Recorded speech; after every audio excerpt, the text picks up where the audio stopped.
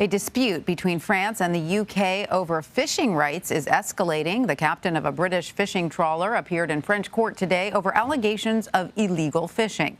French authorities seized his vessel and fined another British boat for not having proof they were allowed to fish in French waters. On Thursday, French officials say they closed nearly all of France's ports to trawlers from the UK. The measure comes in response to the British government's refusal to grant fishing licenses to French fishermen following Brexit.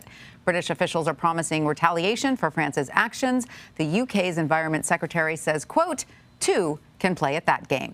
For more on this, I want to bring in CBS News foreign correspondent Charlie D'Agata. Hi, Charlie. Great to see you. So give us some background on what's behind this tit for tat, because negotiations on fishing rights between the two nations were difficult even before Brexit. Yeah, that's right. I mean, how much time have you got? They've been rivals, at least over fishing, for years. But it came to a head over fishing rights after Brexit. Now, that still really hasn't been fully resolved in many sectors. But fishing rights is one of the most contentious, certainly here in the UK. In essence, under the terms of the Brexit deal, which only came into force at the beginning of this year, January 1st, EU access to UK waters and UK access to EU waters is now managed through a licensing system for fishing vessels. As you said, in the latest episode, France detained a British scallop trawler in a French port and fined another UK fishing vessel. And the French are just incensed that the UK has not issued licenses to all of their boats to fish in British waters. The government says they've issued more than 1,500, and we're talking about dozens. There are 50-something that haven't been issued. And it mainly focuses around two islands that are in the Channel, Jersey and Guernsey.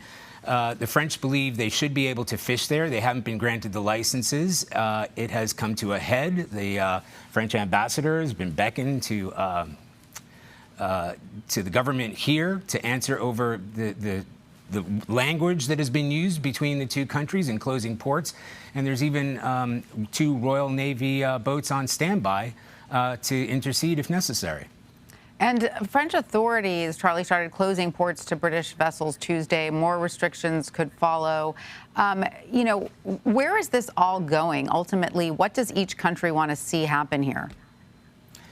Well, I mean, first of all, the British government has already said two can play at that game. So they have said that they can make it difficult on the French. They can board these French vessels. They can check their licenses. They can check their paperwork. They can stop them from entering harbors in the UK. So it is escalating. Now, where it can go from here is it can be resolved. The French are saying they want to get this resolved by Tuesday. That means maybe the British will give in and granting those few dozen licenses to the fishing trawlers around those islands.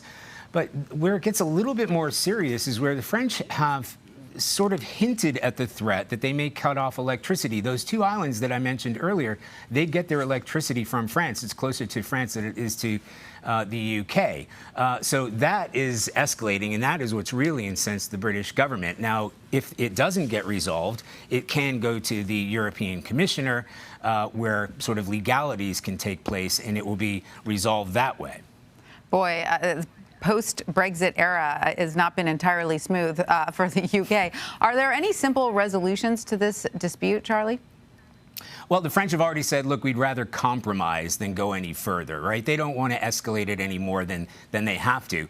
But we have to also keep in mind, as I said before, fishing is a very contentious issue, especially when it comes to Brexit, because Boris Johnson and others said that we're going to make it easier for British fishermen. We're going to protect British waters post-Brexit. This is what they were trying to do, and this kind of is what they're doing now around Guernsey and Jersey. So that's a promise that the British government will want to keep. So they're not just... And President Macron in France will also want to stand up to the Brits against this. He is in an election year, so there's a lot on the line, but there's also a lot on the line in terms of getting this resolved. So there will be some fighting, battles is what they're calling it, not a war is how it was put in France, but that will be scrapped over the next couple of days. Hopefully there'll be a resolution to it before it escalates to anything more serious. Right, and Charlie, British Prime Minister Boris Johnson will meet French President Emmanuel Macron at the G20 summit this weekend. Do you think some of the tensions from this episode will bleed into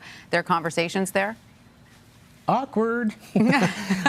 It's definitely going to. So Boris Johnson, Prime Minister Boris Johnson, was headed off to Rome today, where Macron is. So he's going to have a couple of side meetings. And I just learned this from the BBC. On board, Boris Johnson is quoted saying, he says he's puzzled at what's been going on, but he will speak with President Macron about it. But he'll remind him that the ties that unite us are far stronger than the turbulence that currently exists. So obviously in the mood for compromise, obviously, you know, Boris Johnson, the ultimate charmer when it comes to the French or others.